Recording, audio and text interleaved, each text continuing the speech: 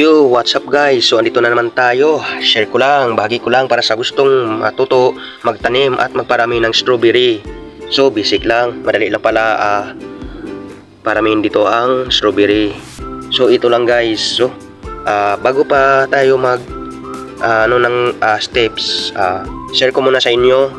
Dati meron ako ng ganitong tatlong strawberry sa ganitong sisidlan sa maliit na polybag. So ngayon, nilagay ko sa malaking sisidlan.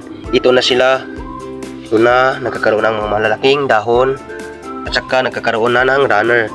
Ayun, nagkakaroon na ng runner. 2 months ago pa to, dinala ko dito sa amin, dito sa Santa Catalina, Negros Oriental, galing sa Minaba, Bayawan City, sa FMU Nursery.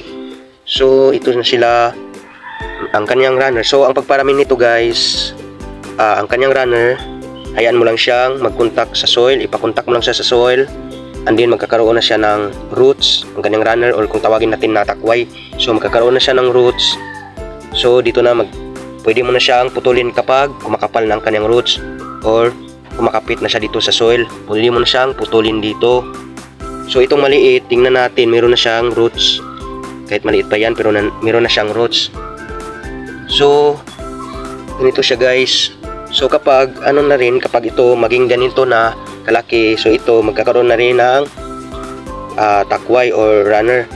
So ganyan lang gagawin nyo, cycle by cycle. So ganyan lang parami.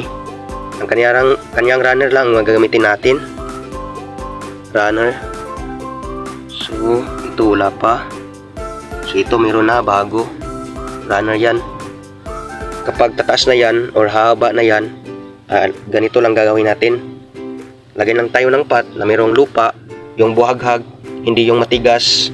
Ito, mayroon tong sand, at saka yung nabubulok na ng niyog, kukupit, or saka mayroon ding lupa na galing sa mga dahon na nabubulok. So hanggang dito na lang. Thank you for watching.